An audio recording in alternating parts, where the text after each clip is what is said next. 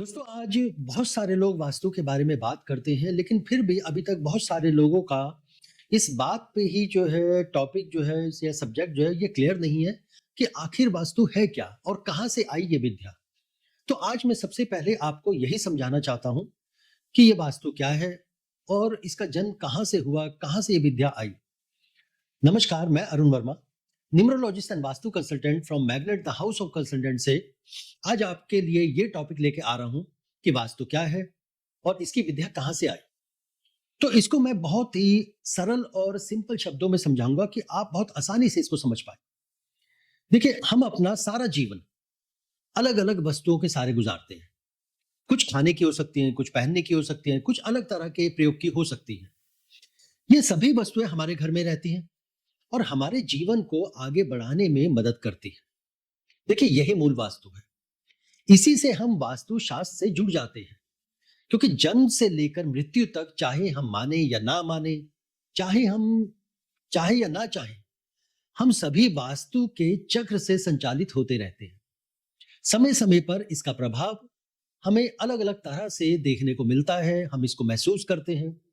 लेकिन क्या होता है कि ज्ञान के अभाव में हम इसको पहचान नहीं पाते।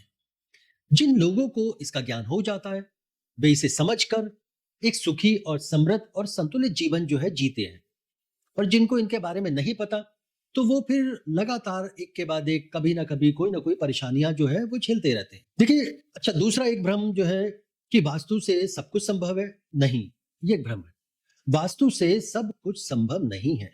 कुछ लोग यह सोचते हैं कि एक बार घर का वास्तु जो है सही करवा दिया तो धन की वर्षा होने लग जाएगी, सारी समस्याएं जो है समाप्त हो जाएंगी। तो ऐसा नहीं है। देखिए, वास्तु के अनुसार जब आप अपने घर का वास्तु एक बार करवाते हैं या अपने घर को, अपने मकान को वास्तु के जो नियम है उनके तरीके से बनाते हैं तो इससे वास्तु दोष से आपको छुटकारा मिल सकता है।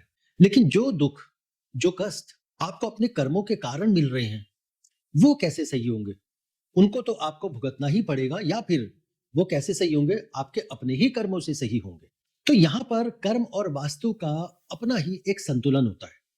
पर सवाल ये उठता है कि ये कैसे तय किया जाए कि कौन से कष्ट वास्तु के कारण है और कौन से कष्ट हमारे कर्मों के कारण है।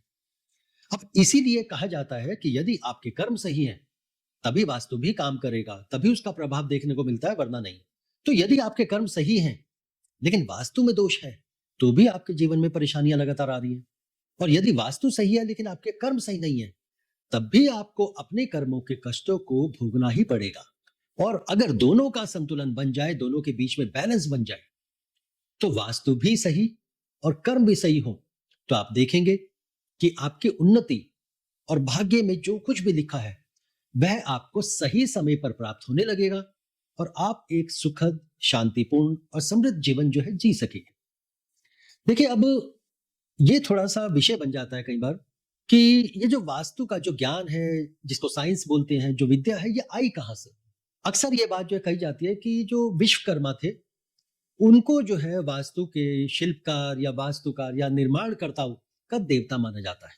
देखिए, वास्तु का एक सिंपल शब्दों में अगर मैं लेके चलूं तो वास्तु का अर्थ है वह स्थान जहां आप रहते हैं, जहां आप वास करते हैं या कार्य करते हैं। यह एक विज्ञान है जो बताता है कि आप अपने भवन को किस प्रकार से बनाएं, किस प्रकार से उसका निर्माण करें, उसका डिजाइन करें कि जिससे जो प्रकृति की जो ऊर्जा है, जो अलग अलग तत्वों के रूप में हमें मिलती है, जैसे कि जल, वायु, अग्नि, पृथ्वी और आकाश, इन तत्वों के बीच में संतुलन बना रहे।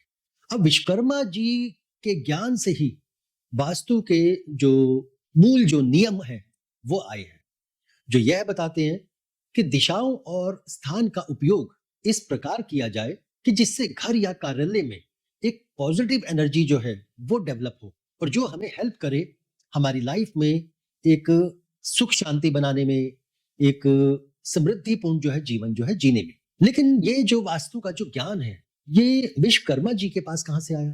देखिए, वास्तु शास्त्र का जो ज्ञान है वो भगवान शंकर से ऋषि पराशर ने प्राप्त किया था। ऋषि पराशर से ब्रह्मरथ ने प्राप्त किया था। ब्रह्मरथ से ऋषि विश्वकर्मा को जो है प्राप्त हुआ था और उसके उपरांत विश्वकर्मा ने ही जो है संसार में इसको जो है फिर स्थापित किया एक अलग-अलग नियम के अनुसार। तो ये था कि वास्तु क्या है और वास्तु की विद्या ये कहाँ से आई? तो मैं उम्मीद करता हूँ कि इस वीडियो के माध्यम से आपको ये टॉपिक क्लियर हो गया होगा कि वास्तु क्या होता है, ये वास्तु का जो ज्ञान है, ये कहाँ से आया। तो आज के ये जो पहला टॉपिक था, इसमें केवल इतना ही। जल्दी हम अगले वीडियो में मिलेंगे, जिसमें फिर से हम एक बहुत ही महत्वपूर्ण जानकारी आप लोगों के लिए लेके आएँगे। आप मैग्नेट के साथ ऐसे ही जुड़े रहें, बने रहें और अलग-अलग टॉपिक की जानकारी जो हम आपको देंगे, उसका लाभ उठाते रहें। तो मिलते हैं अगले वीडियो में, तब तक के लिए धन्यवाद।